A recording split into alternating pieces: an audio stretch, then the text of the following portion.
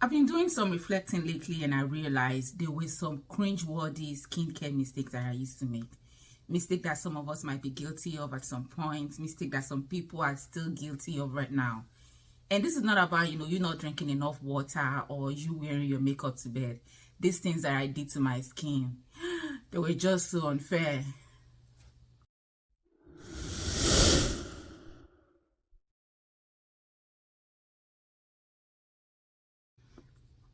Hey beautiful soul, welcome back to the channel. Thank you for stopping by today. And if today is the first time that you're coming across this channel, my name is Fumi and the channel is called Fumi Moments. We talk skincare, we talk product reviews, we talk lifestyle in general. And today I want to just discuss about a few things that I did to my skin and I felt were so unfair, during my skincare journey, and what got me to having to treat so many skin situations that I have now. But before I go into that, I'm just going to digress a little. I would expect that all of us know what skin type we have. And if you don't, this is a test you can always take and you determine what skin type you have. Cleanse your face and let it sit dry for 30 minutes. Also, when you cleanse your face, please don't use your body towel to pat it dry or to dry your face. Don't use your body towel on your face. Don't transfer bacteria to your face. Just use something that is on its own clean, set aside for just your face. I have these towels that I use. They come in various sizes. I got mine in small because I wanted it in small. I've gotten it in medium and large, and I decided to get it in small because I felt it will be of better use to me in small sizes. So I got mine in small. Get towels like this to pat dry your face, or better still, just let it air dry by itself. So after you do that, you want to let your face sit for 30 minutes. If you start to like gloss all over like more, just know, okay, we are the shine bright like a diamond.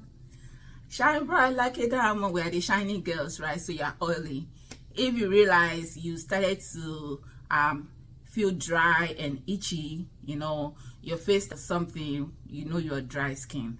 If you realize some part of your face, usually your T-zone starts to get oily and the other part is dry and itchy, then your combination. And we have the holy grail of all the people the Lord has blessed the most, those with normal skin. Their skin is always cool, calm, and collected, doesn't get irritated, nothing. So then you determine what your skin type is. And also, any skin type can be sensitive. It depends on what products that you are putting on it. So that's why it's best to always do like a patch test before you start on any product.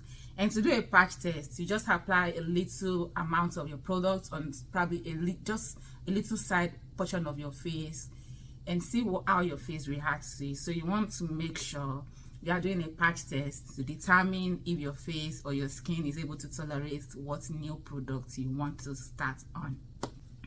Okay, so that aside, the first mistake that I believe I made was over exfoliating my skin. And I called it a mistake because I would exfoliate in the morning, I would exfoliate in the evening. And I was doing that because, I had so much acne growing up. My face was oily. I thought the more that I do it, it's going to dry it out. It's going to tell it, I don't want you to produce as much oil, or I don't want all these breakouts and everything. So it's advisable to only exfoliate your skin 2 times in a week. The most is 3. And if you are 3, if your exfoliant is not aggressive or you have oily skin, that's when you can maybe do 3. So it's advisable to stay at 2.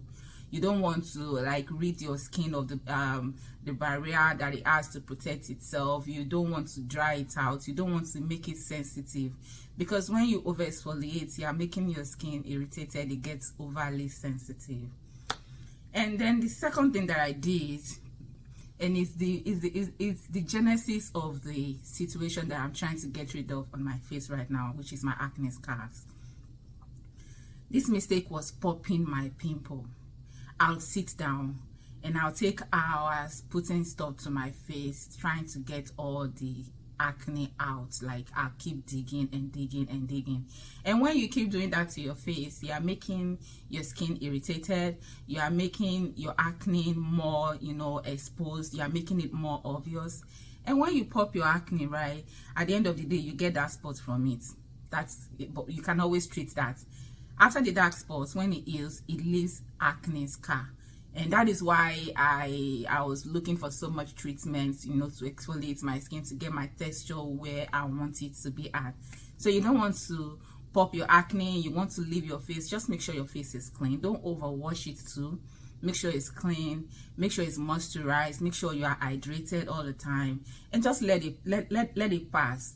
Make sure the skincare ingredient that you're applying to, you know, it's not something that will trigger your skin to react the opposite of what you wanted it to react, right? So you just want to let your skin be, let it just, it's going to pass. The skin is going to renew itself.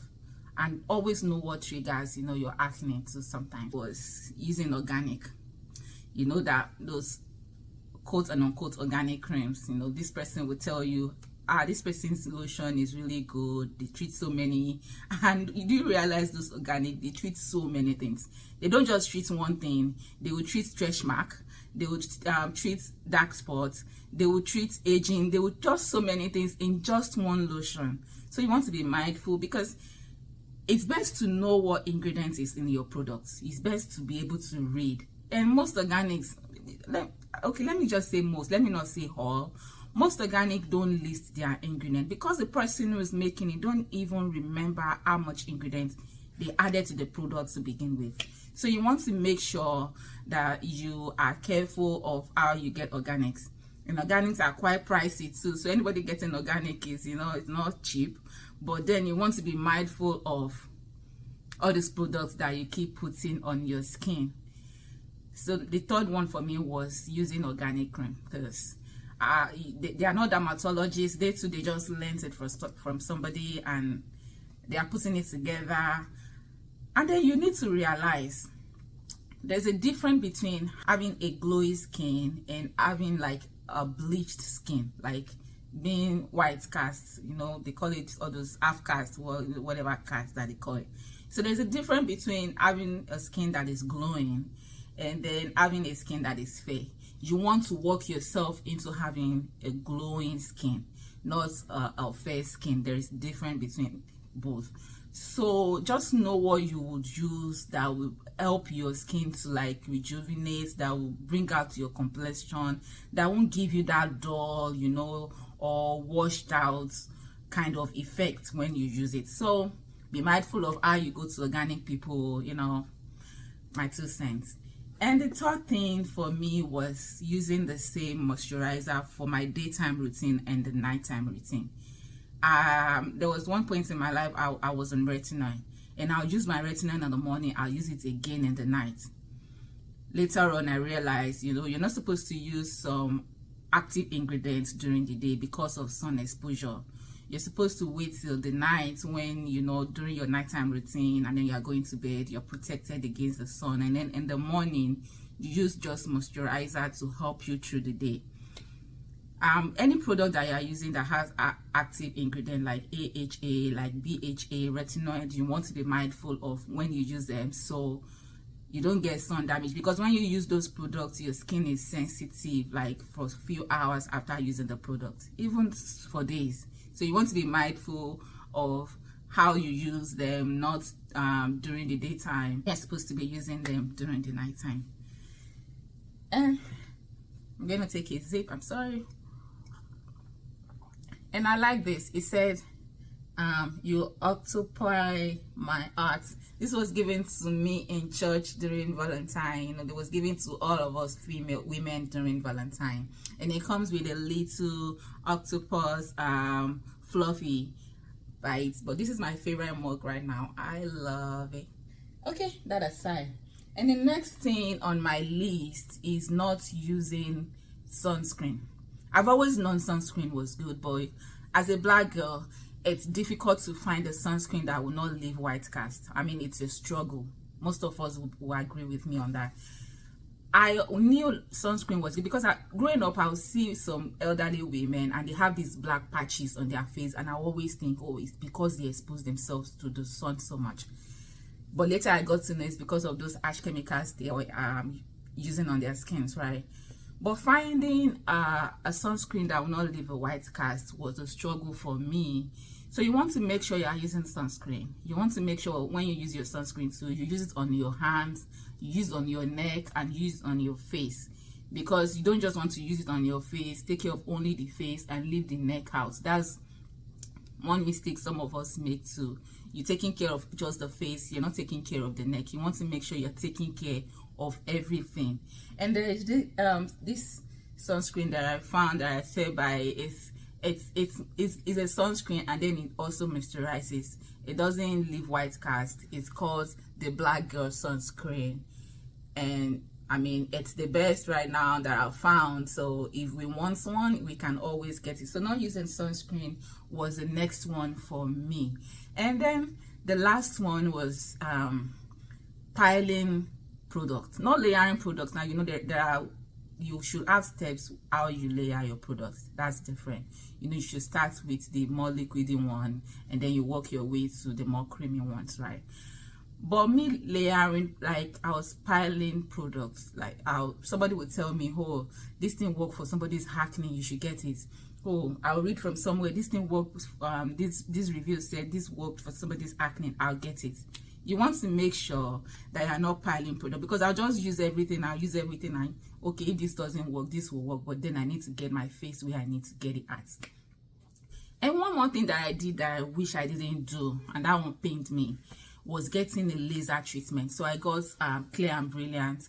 I was supposed to have like 7 sections of Clear and Brilliant, but I got 3 because it was like setting me back even like years from where I was before I started the treatment. So you want to be mindful. It's not all laser treatments that is good for every skin type. You want to talk to your dermatologist before you start on any major journey. I didn't talk to anybody. I just saw the review. They said it treated, it's going to treat my texture, it's going to treat my acne scar. And my face was really textured then. My face had so much acne scars.